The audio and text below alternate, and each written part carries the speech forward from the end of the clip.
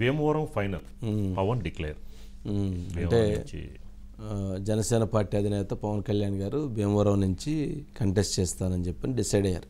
అంటే ఇది మనం గతంలోనే చెప్పాం. అంటే ఆయన ఆల్రెడీ భీమవరం నుంచే కంటెస్ట్ చేయాలనేటువంటి ఉద్దేశంలో ఉన్నారు. అది కూడా ఒక నియోజకవర్గం నుంచే కంటెస్ట్ చేయాలని ఉన్నారు. 2 నియోజకవర్గాల నుంచి కంటెస్ట్ చేయాలనేటువంటి ఆలోచన లేదు. ఈసారి యుద్ధం అనేటువంటిది ఒక నియోజకవర్గం నుంచే చేయాలి. ఖచ్చితంగా 1,00,000 మెజారిటీతో గెలిచి చూపించాలనేటువంటి పట్టుదలతో ఆయన ముందుకు వెళుతున్నారు.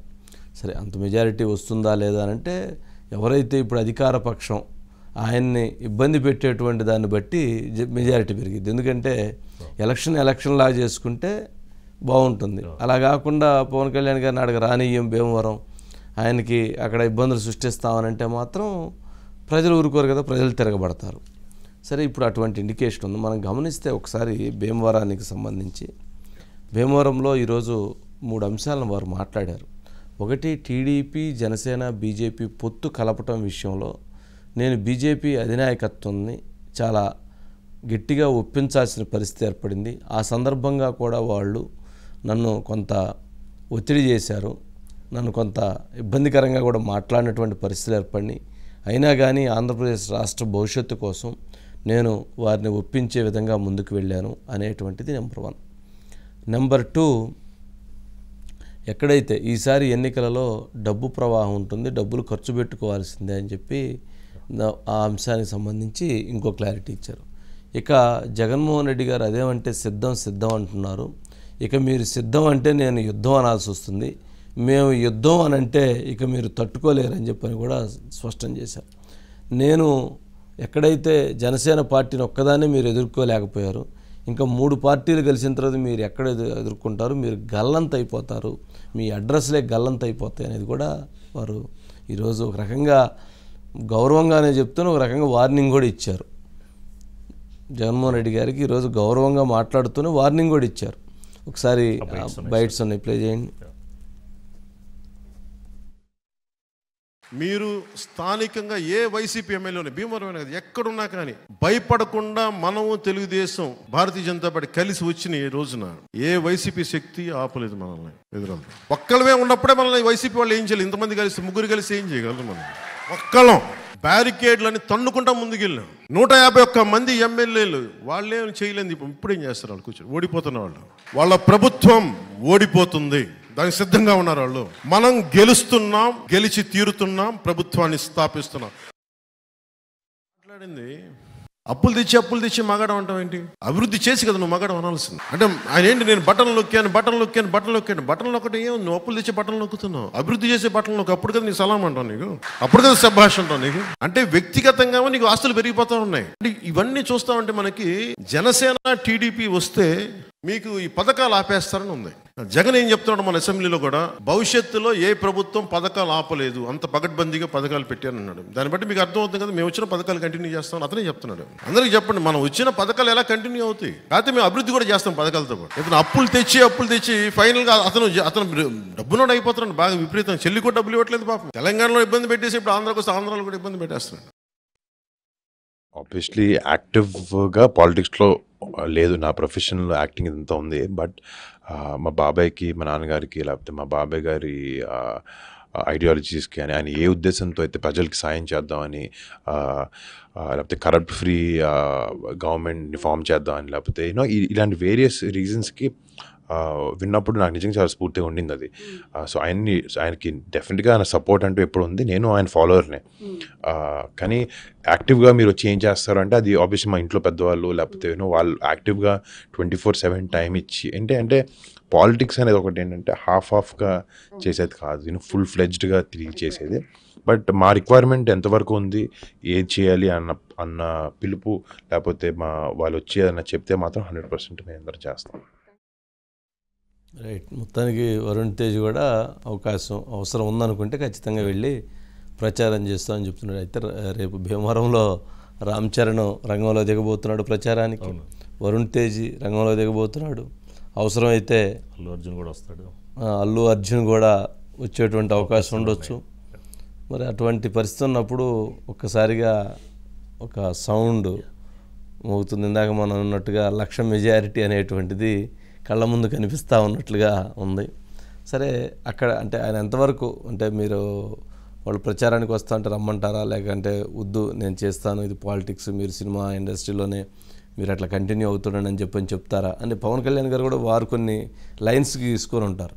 అంటే తొందరగా వాళ్ళని ఇండస్ట్రీలో సినిమాలో ఉన్నటువంటి వాళ్ళని ఎందుకు తీసుకురావాలనే భావన కూడా ఉండొచ్చు.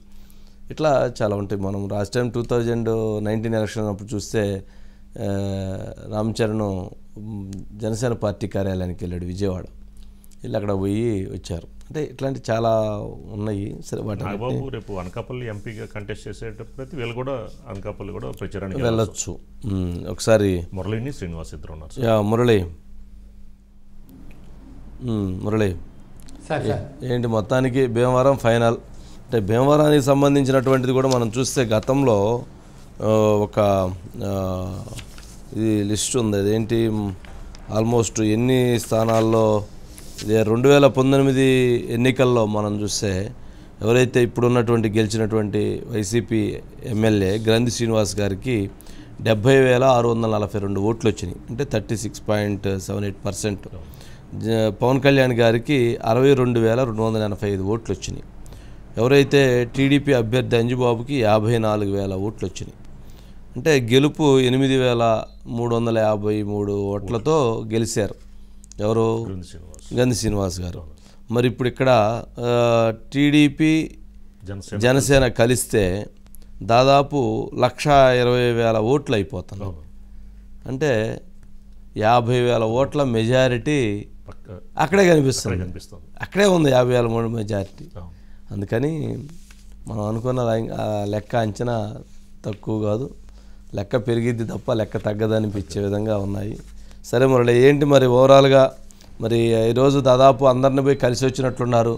అన్ని తెలుగుదేశం పార్టీ నేతలు ఇళ్ళకి వెళ్ళి కలిశారు, అక్కడ ఉన్నటువంటి తెలుగుదేశం పార్టీ నేతలు కలిశారు, జనసేన పార్టీ నేతలకి దిశ నిర్దేశం చేసినట్లున్నారు కదా. ఏంటి ఈరోజు జరిగిన అప్డేట్?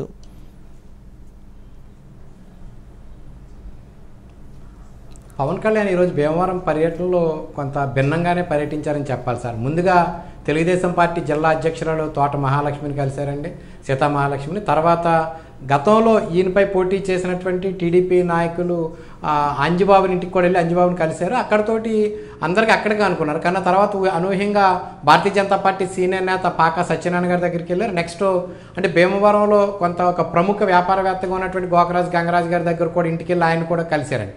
అంటే ముందు భీమవరంలో ఉన్నటువంటి వివిధ రాజకీయ పార్టీలకు సంబంధించి అంటే ముఖ్యంగా కూడా మిత్రపక్షాలకు సంబంధించినటువంటి నేతలను కలిసి వారితో కొంత మద్దతు ఇమ్మని చెప్పి కోరటం, వారిని కలిసి సంఘీభావం కోరటం, తర్వాత అక్కడి నుంచి ప్రముఖంగా వినిపించేటువంటి గోకరాజు గంగరాజు ఇంటికి కూడా వెళ్ళి ఆయన కూడా కలవటం జరిగింది. ఆ తర్వాత మధ్యాహ్నం నుంచి జనసేన పార్టీకి సంబంధించినటువంటి నాయకులతో సమావేశం అయ్యి దాదాపుగా నేను భీమవరం నుంచి పోటీ చేస్తున్నానని చెప్పేసి పరోక్షంగా వారందరికీ కూడా చెప్పడం జరిగింది సార్. అయితే గతంలో నేను పోటీ చేసినప్పుడు కొంతమంది మిత్రుల సహకారంతో వచ్చాను, తర్వాత అన్ని రకరకాలన్నీ కూడా ఆయన చెప్పారండి. ఫైనల్గా ఏంటంటే భీమవరం నుంచి పోటీ చేయబోతున్నాను, మీరు అందరూ సహకరించమని కోరారు. అయితే ఈసారి భీమవరం నుంచి పోటీ చేయడం అనేది పవన్ కళ్యాణ్ గారి గెలుపుకి చాలా కొంత సునాయమైన అంశంగా చెప్పాలి. ఇందాక మీరు చెప్పినటువంటి గణాంకాల ప్రకారం చూస్తే కనుక మొట్టమొదటిగా తెలుగుదేశం జనసేన కలిసినండి, అక్కడే ఓట్ షేరింగ్ చాలా బలంగా పెరిగిపోతుందండి, 50% అబోవ్ అయిపోతుంది. రెండోది జనసేన పార్టీకి 2019 కన్నా కూడా ఇప్పుడు ఎంతో కొంత ఓట్ షేరింగ్ జనసేన పార్టీకి పెరిగిందండి. అదేవిధంగా కూడా తెలుగుదేశం పార్టీ కూడా ఓట్ షేరింగ్ పెరిగిందండి. అంటే 2010 పడినటువంటి ఓట్ల కన్నా కూడా ఇప్పుడు ఓట్లు పెరిగే అవకాశం ఉందండి. దీంతో పాటుగా అక్కడ సిట్టింగ్ ఉన్నటువంటి అధికారులు ఉన్నటువంటి వైఎస్ఆర్ కాంగ్రెస్ పార్టీకి అభివృద్ధి లేదని చెప్పి లేకపోతే ప్రభుత్వ వ్యతిరేక విధానాలని చెప్పి కొంత వారికి మైనస్ అవుతుందండి. సో ఈ పారామీటర్స్ అన్నీ చూసుకుంటే కనుక అక్కడ ఖచ్చితంగా కూడా పవన్ కళ్యాణ్ గెలుపుకి దాదాపుగా కూడా సునాయంగా గెలిచే అవకాశాలు ఉన్నాయని చెప్పవచ్చండి.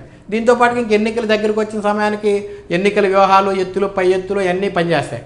అయితే పవన్ కళ్యాణ్ గారు ఇప్పటికే అక్కడ స్థానికంగా ఒక ఇల్లు కూడా చూడమని చెప్పి స్థానిక నాయకులకు ఆదేశాలు ఇవ్వడం జరిగిందండి. అదేవిధంగా కూడా పార్టీ కార్యాలయానికి సంబంధించి కూడా ఏదైనా ఒక మంచి భవనాన్ని కూడా సిద్ధం చేయమని కూడా ఆయన సూచించినట్టుగా మనకు సమాచారం ఉంది. సో ఈ నేపథ్యంలో పవన్ కళ్యాణ్ అయితే కనుక భీమవరం నుంచి పోటీ చేయడానికి సిద్ధపడ్డారు. ఈసారి ఒకే ఒక్క నియోజకవర్గం నుంచి ఆయన పోటీ చేసాకి కూడా సన్నద్ధమైనట్టుగా తెలుస్తుంది సార్. మొత్తం మీద పవన్ కళ్యాణ్ ఈరోజు భీమవరం పర్యటన ఆయన నియోజకవర్గంలో పర్యటన మాదిరిగానే స్థానికంగా ఉన్నటువంటి అన్ని పార్టీ నాయకులతోటి కలవటం, కొంత ప్రముఖులను కలవటం, అదేవిధంగా మరికొంతమందిని మరొకసారి కలిసి అవకాశం తీసుకోవటం, కొంతమంది జాయినింగ్స్ చేసుకోవడం అన్నీ జరిగినాయి సార్. మొత్తం మీద ఏదేమైనప్పటికీ కూడా పవన్ కళ్యాణ్ క్లారిటీ ఇవ్వడంతో భీమవరం పట్టణంలో ఉన్నటువంటి జనసేన పార్టీ నాయకులు, తెలుగుదేశం పార్టీ నాయకులు ఇక పవన్ కళ్యాణ్ గెలిపించే అవసరమైనటువంటి ఎత్తులు పై ఎత్తులు వేయడంతో పాటుగా శ్రేణులందరినీ కూడా సమీకృతం చేసుకోవాల్సిన అవసరం అయితే ఏర్పడింది సార్. ఇక ఓవరాల్గా చూస్తే ఇక రాష్ట్ర వ్యాప్తంగా కూడా ఆయన పర్యటన కూడా సన్నద్ధం కాబోతున్నారు సార్. ఢిల్లీ పర్యటన పూర్తయిన తర్వాత రాష్ట్ర వ్యాప్తంగా కూడా ఒక్కొక్క రోజు 3 అసెంబ్లీ నియోజకవర్గాల్లో పర్యటించే విధంగా కూడా ఒక plan of action Pawan Kalyan కోసం వాళ్ళ టీం తయారు చేస్తున్నట్టుగా తెలుస్తుంది sir. Okay, right Murali, right. Sir